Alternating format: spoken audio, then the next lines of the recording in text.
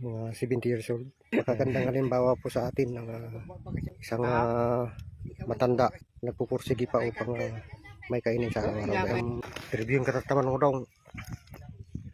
Interview kan jam kani Apong Pedro Farm. Siyak ni Apong Pedro Farm. Matanda na nagsasakripisyo pa. Punta na daw siya guys. Kasi medyo nahiya siya sa mga kasamahan niya. Yan. Yan guys. Yan.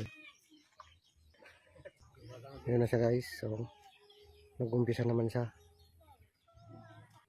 Yan.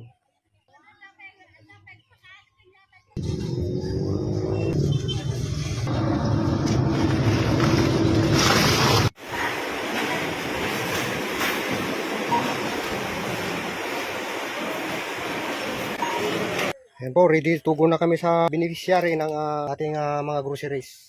Susurpresahan natin. Medyo gabi na tayong dumating sa bahay ni Tatay Eduardo Centeno.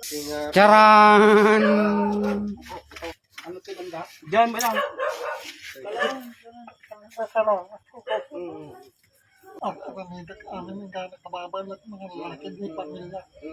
Isa pa.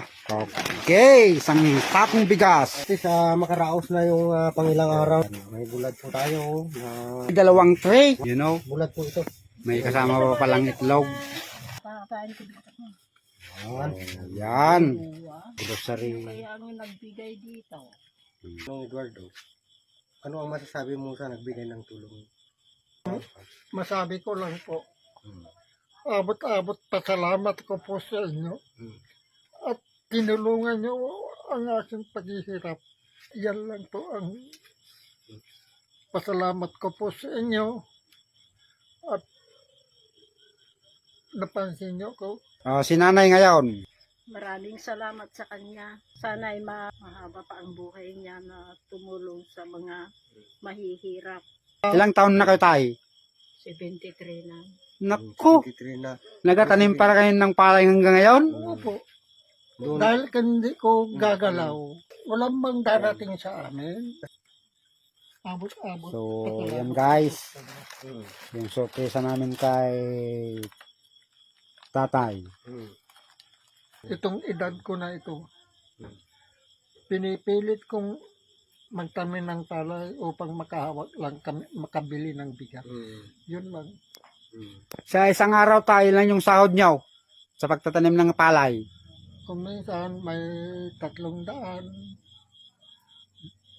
200, ganun lang. Buong maghapon, 300. Babad sa araw yon. Oh. Dahil kung di ako kikilos, Okay. May kuwan pa pala. Pahabol. Kapol. kung di ako kikilos, Ako na lang po bahala dyan na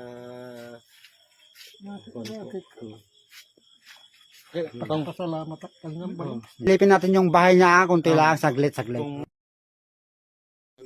Ito yung bahay ni Tatay. Tignan natin. Silipin natin. Ito yung kwarto. Tignan nyo. Karton pa yung sapin niya. Yung bahay ni Tatay Centeno.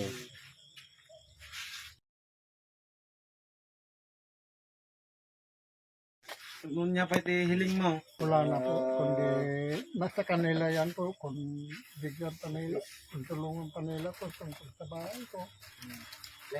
Papasalamat po ako sa kanila. Wala man akong sakain, nagtatanim man ako ng palay. kuwan ka lang, ihal ka lang. Sumasama lang ako sa mga Wala kang sariling lupain. wala. Yung tumulong kasi galing sa mahirap. Tibalayo. Kaya Pasang ribong. gusto niyang magbalik sa Maranita. Ang importante dito guys, yung spirit of helping people na malaki man o maliit, pantay-pantay sila. At least, may spirit of helping, natutuwa na ang Panginoon sa atin. Anong masasabi niyo ulit? Wala na po, kundi pasalamat po ako sa kanya. Lalo-lalo sa ang Panginoong Diyos. At natulungan ako sa loob ng aking paghihirap. Okay. Salamat po. Okay. So, So, ganito na lang guys. God bless us all. And salamat sa sponsor. Kahit hindi siya nagpakilala. Palapakan natin ang okay. sponsor. Panalangin po na po natin. Sige, dito na po ang More blessings to come and good sponsor health. na Okay. Ayan po.